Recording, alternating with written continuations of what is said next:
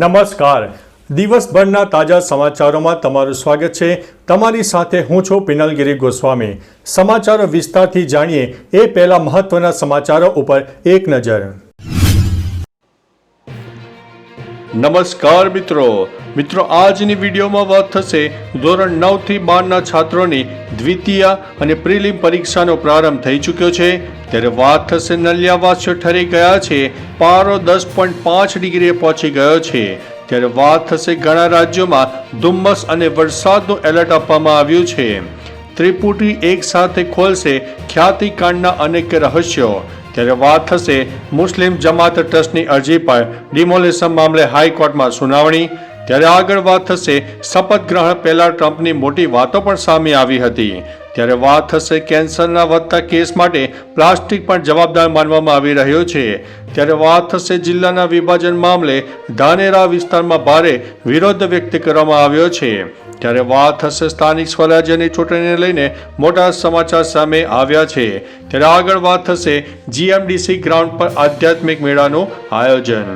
હવે મિત્રો સમાચારો વિસ્તારથી.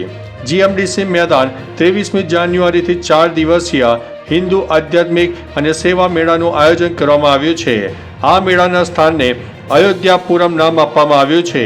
આ મેળામાં લાખોની સંખ્યામાં લોકો મુલાકાત લે તેવી શક્યતાઓ પણ સેવાઈ રહી છે. મેળામાં 225થી વધુ સંસ્થાઓ ભાગ લેશે. 11 એકરમાં મેળાનું આયોજન કરવામાં આવ્યું છે. સાધુ અને સંતો માટે પણ અલગથી વ્યવસ્થા કરવામાં આવી છે. 90 ધાર્મિક સંસ્થાનો પોતાના કાર્યનું પ્રદર્શન પણ કરનાર છે.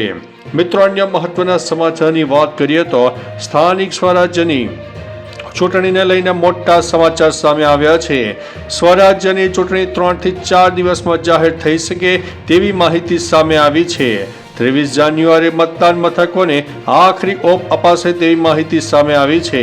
આ ઉપરાંત 27 જાન્યુઆરી સુધી સંવેદનશીલ, અતિ સંવેદનશીલ મતદાન મથકોની યાદી તૈયાર કરવામાં આવશે, જેમાં ફેબ્રુઆરી મહિનાના બીજા અઠવાડિયામાં મતદાનની શક્યતા દેખાઈ રહી છે. મિત્રો, અન્ય મહત્વના સમાચારની વાત કરીએ તો જિલ્લાના વિભાજન મામલે ધાનેરા વિસ્તારમાં ભારે વિરોધ વ્યક્ત કરવામાં આવ્યો છે. બનાસકાંઠા જિલ્લાના વિભાજનને લઈને ધાનેરાના ગામડામાં ભારે વિરોધ કરવામાં આવી રહ્યો છે. જેમાં ધાનેરાના ડેઢા અને ઓડાલ ગામે સૂત્રોચ્ચાર સાથે લોકોએ વિરોધ નોંધાવ્યો છે. ધાનેરામાં વિભાજન મુદ્દે લોકોમાં નારાજગી જોવા મળી રહી છે. વાવ અને થરાદમાં નહીં ભળવા મામલે લોકોએ સૂત્રોચ્ચાર પણ કર્યા હતા. ધાનેરાના ગામડાઓમાં પણ વિરોધના સૂર રેલાયા છે. શું કહેશો મિત્રો તમે આ મામલે? મિત્રો, અન્ય મહત્વના સમાચારની વાત કરીએ તો કેન્સરના વધતા કેસ માટે પ્લાસ્ટિક પણ જવાબદાર માનવામાં આવી રહ્યું છે. રાજ્યમાં કેન્સરના કેસમાં વધારો થઈ રહ્યો છે.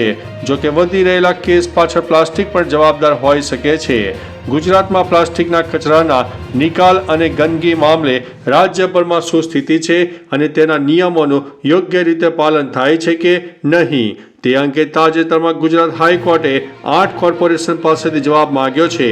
ગુજરાતમાં દર મિનિટમાં 1 ટન જેટલો પ્લાસ્ટિકનો કચરો ફેલાય છે.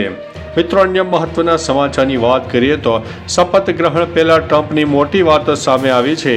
ડોનાલ્ડ ટ્રમ્પે 20 જાન્યુઆરીએ રાષ્ટ્રપતિ તરીકે શપથ ગ્રહણ લીધા. ટ્રમ્પ અમેરિકાના 47માં રાષ્ટ્રપતિ બન્યા. શપથ ગ્રહણ સમારોહ ભારતીય સમય મુજબ રાત્રે 10:30 વાગે શરૂ થયો હતો.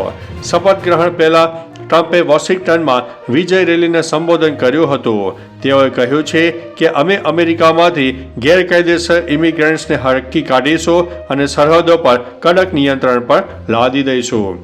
મિત્રો, અન્ય મહત્વના સમાચારની વાત કરીએ તો મુસ્લિમ જમાત ટ્રસ્ટની અરજી પર ડિમોલેશન મામલે હાઈકોર્ટમાં સુનાવણી.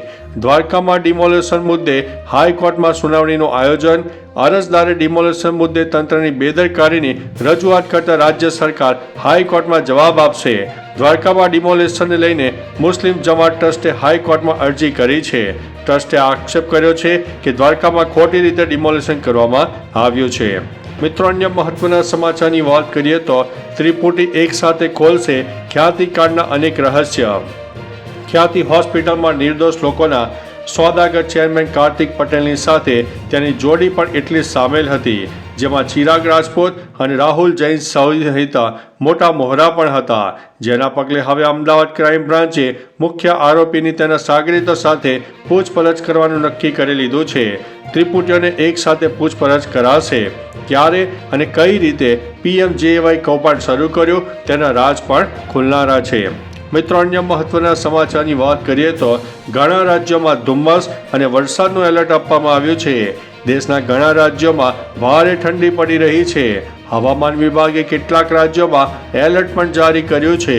હવામાન વિભાગના જણાવ્યા અનુસાર મધ્યપ્રદેશ, રાજસ્થાન, ઉત્તરાખંડ, પશ્ચિમ બંગાળ, સિક્કિમ, આસામ, મેઘાલય, નાગાલેન્ડ, મણિપુર, મિઝોરમ, ત્રિપુરામાં ધુમ્મસ રહેશે.